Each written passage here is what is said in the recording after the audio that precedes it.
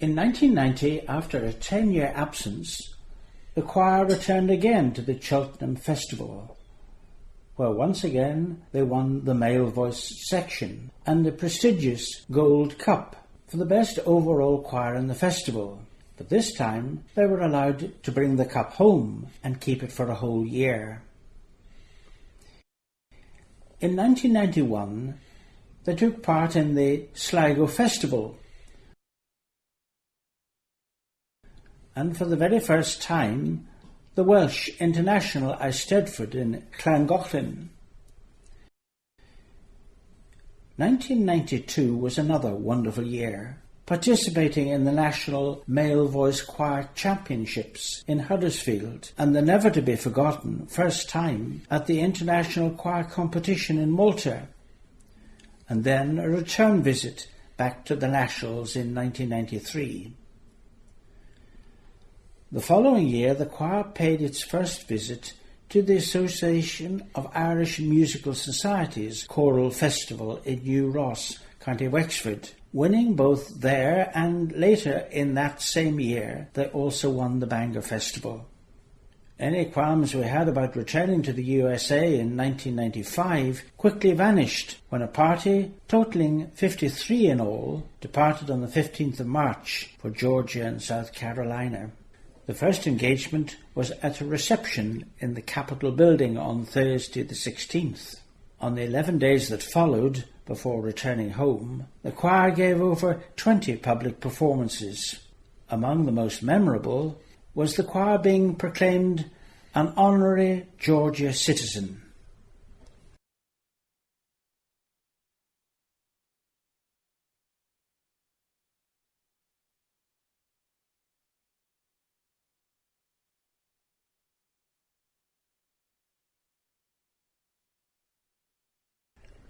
They also took part in the opening ceremony of the Cherry Blossom Festival.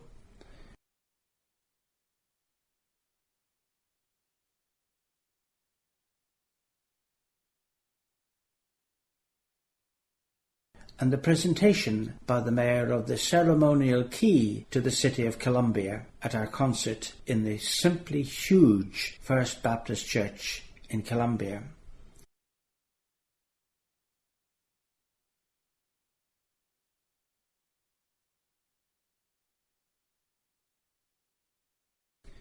Finally, enjoy the humour of a radio interview and the introduction we got at a concert in Hilton Head. You are the director of the Irish Donegadese? Well, it was up until this morning. So there's going to be a change of management soon. Well, more like a mutiny, I would think. Welcome to Georgia. I know you never expected this, but well, you didn't expect this either. Well, you know, I'll have you know that you have now broken a control room record. We had the. Are you all right? I'm fine. He's praying. We had the Coventry Cathedral Choir, which consisted of 46 people in this room before. And you know, beside the injured and the fainted, we managed to make it through. So I think you're going to be fine. There are 50 or so do we go into the Guinness Book of Records? I do believe we do. I believe we have broken the record this morning. So congratulations. All right. So tell us a little bit about the group. How your origins, your beginning, how this got started. Well, it all started off this morning.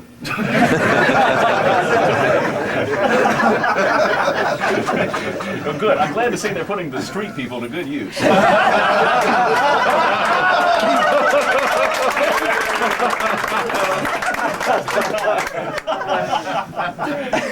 Don't give up your day. Okay, all right.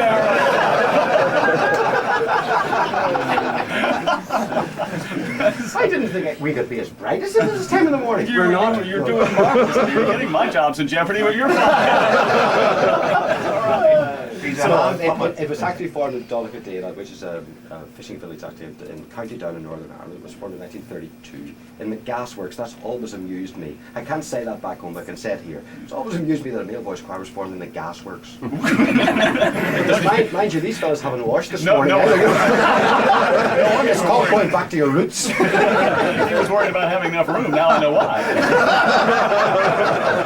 understand that. As a matter of fact, you gentlemen have a wonderful time. I'm leaving. No, really, seriously, I'm so glad that you're all here, and everyone in town that has heard you is just fallen in love with you. You've won the hearts of Macon and Middle Georgia, and the folks that have not heard you are in for a fantastic treat. It is just a beautiful sound you have. Yes, it is. It is. They are all modest to a fault. You deserve it. You deserve it. So how often would you rehearse? Do you get together and... Well, actually, it's usually once a week, but sometimes it can be twice a week. On occasions, if we're competing in festivals, it could be 5 times a week. Is that right? And do you? Oh, here comes a question that I'm setting myself up for. Yes, you are. I can see it coming. Do you go abroad often? That means something different over here. I know. I'm sorry.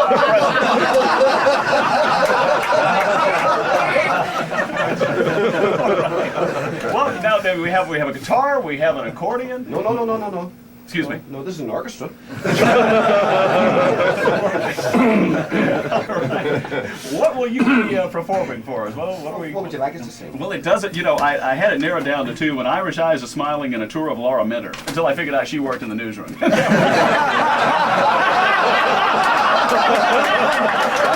go for the Sagamore.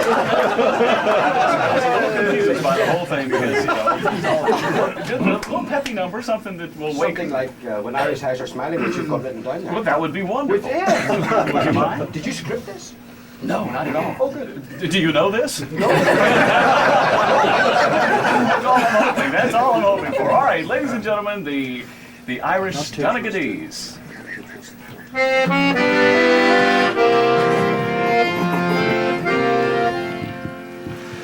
Irish eyes are smiling, sure it's like a morning spring. In the middle of Irish laughter, you can hear the angels sing. When Irish hearts are happy, all the world seems bright and gay. But when Irish eyes are smiling, sure they steal your heart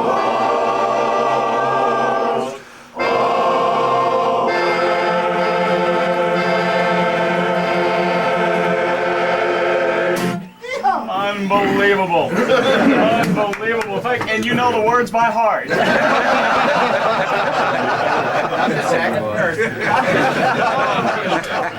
is wonderful. Thank you so much for being here. By the old cheapo charcoal. We had to play a commercial because we had to pay for the time. That is grand. Thank you. Thank you for coming. That was not worthwhile calling out. Yes. What about that guy there?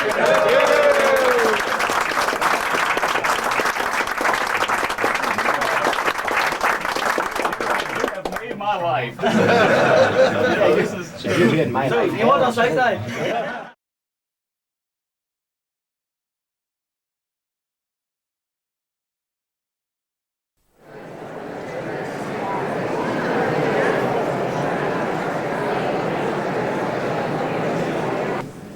Good evening, ladies and gentlemen, and welcome to this very special concert of the Donaghadee Male Chorus. We are very delighted to have them with us this evening. I am John Miller, the pastor of the First Presbyterian Church. The director of the choir, Robert Wilson, said to me just a few moments ago, "There are more here to hear us than there are to hear you."